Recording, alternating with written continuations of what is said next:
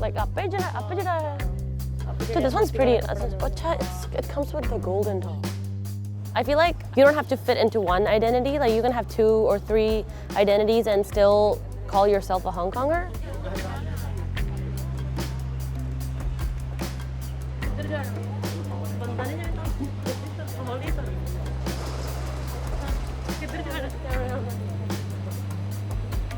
I have friends who are also Punjabis. I feel like I like hanging out with them because we speak the same language, so it's just easier. But I also have like local friends I met through university or high school. Looking for an outfit for the wedding, right? Yeah. 我叫 Kaur， 中文名係嘉韻，今年24歲。我係一個香港土生土長嘅印度人。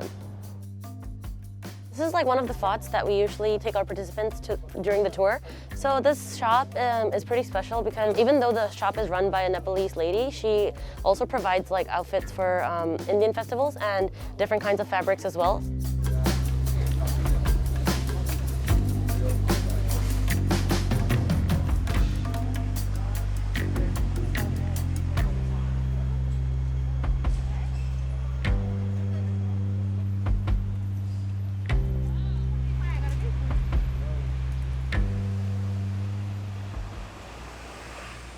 Growing up, I kind of held that resentment. Like I felt angered and annoyed. Like why do people have to see us differently? But then I realized like when you see something different from you, like your first instinct is to judge it. I feel like there were not a lot of platforms where people around me could learn and be like educated on issues about ethnic minorities, and not just issues, but also like the lifestyles and culture of different minority groups in Hong Kong.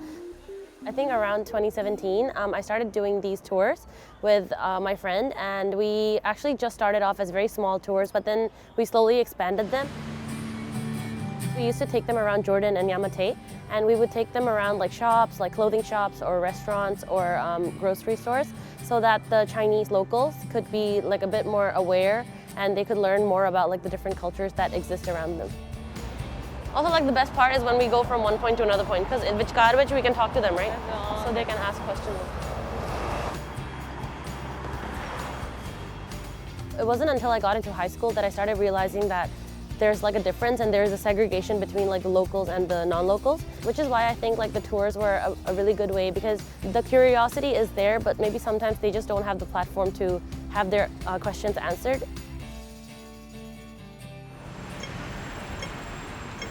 Hi, hello. Wait, so is she gonna keep... Once my neighbor was like, oh, lehai Pakistan, and I'm like, mo, yan to yan.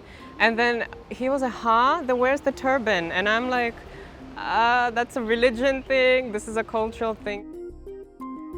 I'm ethnically from South India, but I was born and raised in Hong Kong. My granddad came here in the 1970s. Compared to our hometown, there's a lot of opportunities for jobs and climbing up the social ladder.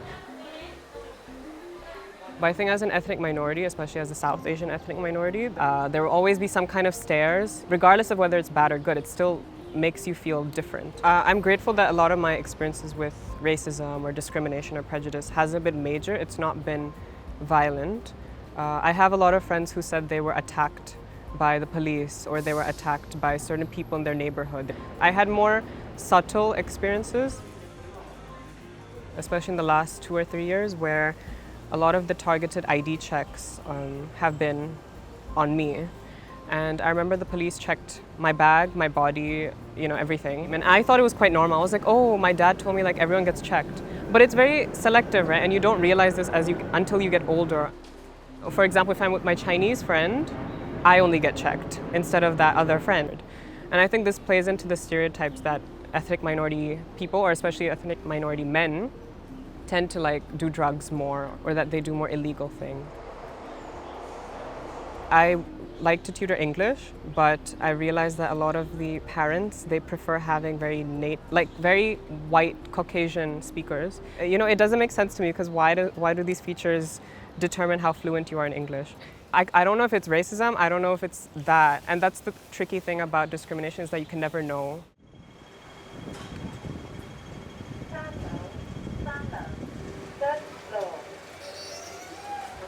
I think the food that we eat has always been very Indian based. Sometimes we'll eat like Chinese dishes, but not like everything Chinese. You know, sometimes we'll have mukki, but we'll have mukki with curry. It's like a mix. Oh, you can have it. Hold on, let me say mutton paneer. Mutton paneer? Yeah, let me order mutton paneer for you guys. So here we have the garlic naan, the chicken jalfrezi, the dal makhani. Well, yeah, I literally grew up eating this. Me too. So this is like for the people who can't handle the spice. It's a yogurt dish it's literally to calm your taste buds. It's literally to calm your balance. Yeah. I took my Chinese friend to India with us, and she could not handle the spicy stuff. So, yeah. So I feel like when people first hear Chongqing, like there's a lot of like negative connotations. It's always like before when I didn't really know anyone in Chongqing or like I didn't know about the restaurants here. I used to get a little like panicky when I stood outside and like I saw like a bunch of like men just standing around. But I feel like now that I've eaten here a few times and I've been to the restaurants, like, I don't feel as scared. And I feel like people here are really welcoming. It's like India, right? It's like, you know, when you get out of Delhi airport, it's like, come to the rickshaw. That's an Indian culture. But I think if you look past that, people will genuinely enjoy it. I just wish people visit. Yeah, this is Delhi Club, the best curry house in Chongqing mentioned. Block C, third floor. Block C, third floor, Delhi Club. Oh, that's so pretty. How do you say hello with them? Vanakkam. Vanakkam? Vanakkam. Goodbye. We don't really have a word for it. We just say see you later, like poit varen. Hong Kong is this very vibrant, very fast-paced way of life. I like the rush, the rush of energy. Some people might not like that, but I love it. Indian is my heritage, it's my racial background, but at the same time it's also very Hong Kong. And I would say it's like an integration of both. Indian-Hongkonger. I think Hong Kong will always be a part of our home because this is where like the majority of my life memories have been formed. And you know, I am still contributing to Hong Kong society. My dad has, my granddad has. Being Indian as well, so I can't. My mom and dad have built their life here from scratch. They came to Hong Kong like 23 years ago from Punjab, which is the northwest region in India. Like as a Punjabi person in Hong Kong, I still have my Punjabi identity. So like for example, like festivals or like going to the Gurdwara in Wan Chai, like I still attend those festivities and occasions. A lot of us are born and raised in Hong Kong, and I feel like celebrating a few of these festivals helps us be closer to home and our own religion. Today is Diwali for Hindus, and for Sikhs we celebrate Bandi Chor Divas, which is the celebration is quite similar, but for us we're celebrating the release of our 6th guru from prison.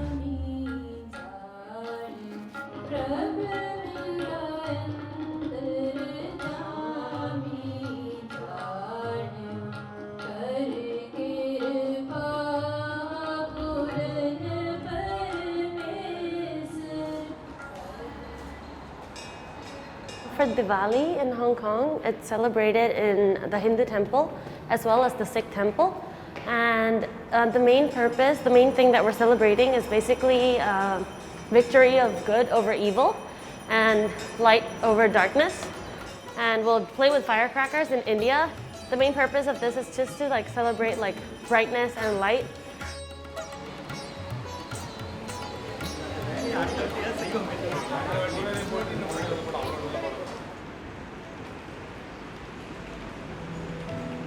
A lot of my relatives and grandparents are still in India, so we usually visit family like once every 2 years. At the end of the day, like Hong Kong is where I think I feel most comfortable because like I have grown up here and my social circle is here and like my studies and my work is also in Hong Kong.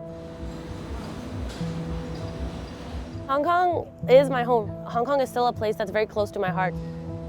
Even in the future, I do see myself maybe moving out of Hong Kong, but I still feel like the comfort and like the unity of people that you find in Hong Kong, it might be difficult to find in another place.